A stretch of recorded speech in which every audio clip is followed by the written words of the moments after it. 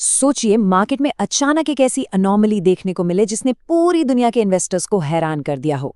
इस एक्सप्लेनर में हम ठीक ऐसी ही एक बेहद शॉकिंग डाइवर्जेंस को डिकोड करने वाले हैं, जहां एक तरफ कुछ एसेट्स तेजी से गोता लगा रहे हैं तो वहीं दूसरी तरफ बाजार बिना किसी लॉजिक के ऊपर भाग रहे हैं। तो चलिए एक इन्वेस्टर के नजरिए से सीधे डेटा में डाइव करते हैं और समझते हैं कि आखिर मार्केट्स में चल क्या रहा है। 10%? जी हाँ, सिर्फ पिछले 24 घंटों के अंदर क्रूड ऑयल की कीमतों में पूरे 10% का भारी गोता लगा है। कमोडिटी मार्केट में ये कोई छोटी बात नहीं है, राइट?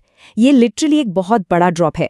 तेल का इस तरह गिरना आमतौर पर किसी बड़ी आर्थिक मंदी या कम मांग का संकेत देता है, लेकिन यहीं से हमारे सामने इस पूरी पजल का सबसे बड़ा रहस्य सामने आता है। अब सबसे बड़ा सवाल ये उठता है कि जब तेल इतनी तेजी से गिर रहा है तो बाकी मार्केट्स में क्या चल रहा है। एक तरफ क्रूड ऑयल 10% डाउन और दूसरी तरफ ग्लोबल इक्विटीज सीधे आसमान छू रही हैं। साउथ कोरिया का इंडेक्स 6.4% ऊपर। ये कोई छोटा मोटा मीम कॉइन नहीं है, एक पूरे देश का मेन इंडेक्स है। जर्मनी का डैक्स और फ्रांस का इंडेक्स दोनों 2.5% ऊपर है और अपना निफ्टी भी 1% के आसपास उछल गया। तेल का अचानक गिरना और मार्केट्स का एक साथ इतनी तेजी से भागना सच में एक बहुत रेयर घटना है। तो चलिए इस पूरे सिनेरियो को जल्दी से डिकोड करते हैं। हम कवर करेंगे ग्लोबल मार्केट अनोमली, जियोपॉलिटिक्स और क्रूड ऑयल का कनेक्शन, बिगिनर्स के लिए ऑटोमेटेड ट्रेडिंग के सॉल्यूशंस, गोल्ड स्कैल्प स्ट्रैटेजी और आखिर में वो अगला बड़ा मार्केट कैटलिस्ट जिस पर हमारी नजर होनी चाहिए। शुरू करते हैं पहले हिस्से से, ग्लोबल मार्केट अनोमली, और देखते हैं इस डाइवर्जेंस के पीछे का असल खेल क्या है।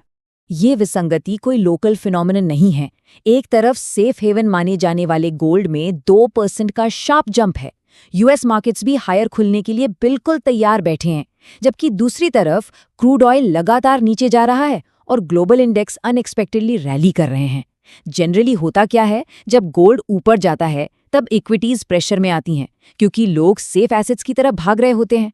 लेकिन यहाँ तो सब कुछ एक ही वक्त पर ऊपर भाग रहा है। काइंड ऑफ क्रेजी है ना? अब आते हैं अपने दूसरे पॉइंट पर, जियोपॉलिटिक्स और गिरते तेल का ये डोमिनो इफेक्ट। जरा इस टाइमलाइन पर गौर कीजिए, पूरी पिक्चर क्लियर हो जाएगी। 2 दिन पहले यूएई के फुजेरा पोर्ट पर हमला होता है। सबको लगा सिचुएशन बिगड़ेगी, लेकिन पिछले 24 घंटों में अमेरिका ने हॉर्मुज़ के ऊपर अपने ऑपरेशंस पॉज कर दिए हैं, और इस एक पॉज ने इंटरनेशनल टेंशन को इंस्टेंटली ठंडा कर दिया। मार्केट्स बहुत स्मार्ट होते हैं, वो तुरंत प्राइस इन करने लगे कि शायद यूएस और ईरान के बीच कोई डील होने वाली है, और इसका डायरेक्ट इमीडिएट असर क्या हुआ? क्रूड ऑयल प्राइसेस धड़ाम से नीचे गिर गए, क्योंकि सप्लाई चेन डिस्टर्ब होने का डर अचानक से खत्म हो गया। नए इन्वेस्टर्स के लिए इस ज्योग्राफी को समझना एक्चुअली बहुत जरूरी है। हॉर्मुज़ जलडमरू मध्य और फुजेरा पोर्ट, ये दोनों दुनिया के सबसे क्रिटिकल मैरीटाइम चोक पॉइंट्स हैं। दुनिया के तेल का एक बहुत बड़ा हिस्सा यहीं से होकर गुजरता है। तो इन स्ट्रेटेजिक लोकेशंस पर हल्की सी भी हलचल होती है ना, तो पूरी ग्लोबल इकोनॉमी में मैसिव शॉकवेव्स फील होती हैं। इसके पीछे एक बहुत ही ब्रिलियंट बाईपास स्ट्रैटेजी काम कर रही है। असल में गल्फ कंट्रीज ने हॉर्मुज़ के रिस्क से बचने के लिए फुजेरा तक डायरेक्ट पाइपलाइनें बिछाई थीं, एक तरह का बाईपास रूट। तो फुजेरा पर हमला करने का रणनीतिक मतलब किसी सुपर पावर से डायरेक्ट वॉर करना नहीं था, बल्कि इस बाईपास रूट को टारगेट करके पूरी दुनिया का ध्यान खींचना और एक बड़ा जियोपॉलिटिकल प्रेशर बनाना था। मार्केट्स ने इस प्रेशर को फील किया, और जैसे ही ऑपरेशंस पॉज हुए, बूम, वो सारा प्रेशर एक झटके में रिलीज हो गया। Moving on to section 3, beginners के लिए ऑटोमेटेड ट्रेडिंग। नए इन्वेस्टर्स इस उथल-पुथल का फायदा कैसे उठा सकते हैं, चलिए देखते हैं। देखिए, ट्रेडिशनल स्टॉक मार्केट्स की प्रॉब्लम क्या है? उनके वर्किंग आवर्स लिमिटेड होते हैं और वीकेंड्स पर वो पूरी तरह बंद रहते हैं। लेकिन सच्चाई ये है कि जियोपॉलिटिक्स फ्राइडे इवनिंग को पॉज नहीं होती। यहीं पर ग्लोबल एक्सचेंजेस काम आते हैं। ये 24/7 साल के 365 दिन खुले रहते हैं। मतलब अगर संडे को कोई बड़ी ब्रेकिंग न्यूज आ जाए तो मंडे सुबह की बेल बजने का वेट नहीं करना पड़ता, हम तुरंत रिएक्ट कर सकते हैं। इसीलिए शार्क एक्सचेंज जैसे प्लेटफॉर्म्स बहुत रेलेवेंट हो जाते हैं। यहाँ क्रूड ऑयल, गोल्ड और क्रिप्टो में 24/7 ट्रेडिंग की जा सकती है। और नए ट्रेडर्स के लिए सबसे बड़ा पेन पॉइंट क्या होता है? Trading fees. लेकिन यहाँ इंडिया की सबसे कम फीस लगती है। मेकर के लिए सिर्फ 0.016% और टेकर के लिए 0.04%। और एक और इंटरेस्टिंग चीज, इनका 30-डे ऑफर चल रहा है, जहां प्रॉफिटेबल ट्रेडर्स को 30,000 रुपीज तक की फीस वापस रिफंड हो जाती है। साथ ही वॉलेट विड्रॉवल्स डायरेक्ट 3 दिन के अंदर प्रोसेस हो जाते हैं। ये सब फीचर्स न्यू इन्वेस्टर्स के रिस्क को काफी हद तक कम कर देते हैं।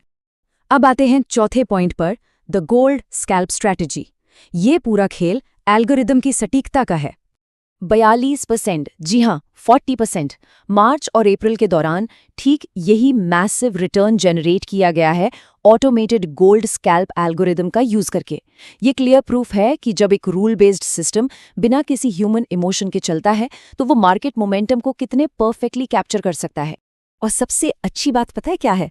ऐसी एडवांस्ड एल्गोरिथमिक स्ट्रैटेजीज अब सिर्फ बड़े इंस्टीट्यूशनल प्लेयर्स या हेज फंड्स के लिए नहीं रह गई हैं। इस गोल्ड स्कैल्प स्ट्रैटेजी को ऑटोमैटिकली डिप्लॉय करने के लिए सिर्फ $100 की मिनिमम कैपिटल चाहिए।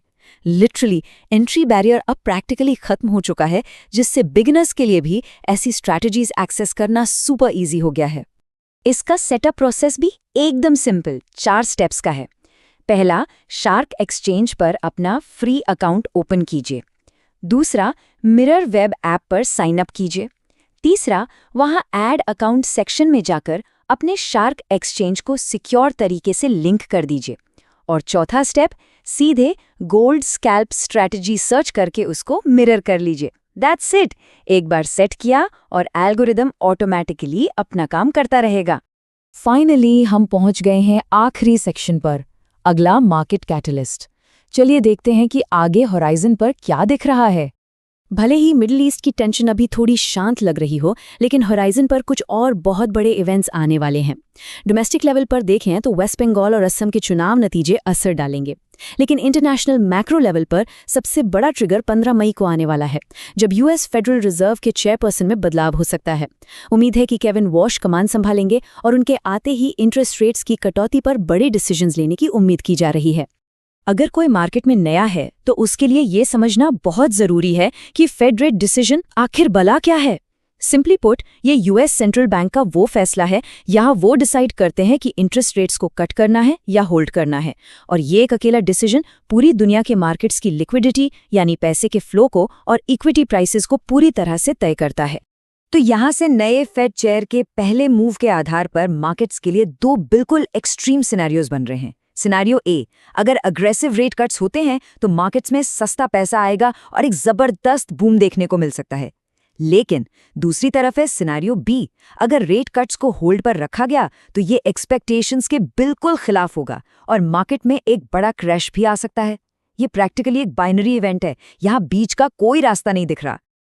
तो ये सब देखने के बाद सारा डेटा और फैक्ट्स हमारे सामने हैं, क्रूड ऑयल से लेकर ऑटोमेटेड ट्रेडिंग और फेडरल रिजर्व के आने वाले डिसीजंस तक। पर आखिरी और सबसे बड़ा सवाल यही छूट जाता है कि 15 मई को मार्केट में बूम आएगा या क्रैश? इस मैसिव मैक्रो इकोनॉमिक इवेंट के सामने पोर्टफोलियोज को कैसे पोजीशन करना चाहिए, इस पर सच में गहराई से सोचने की जरूरत है। क्योंकि याद रखिए, मार्केट कभी नहीं सोता और सही टाइम पर सही जानकारी ही सबसे बड़ा एडवांटेज होती है।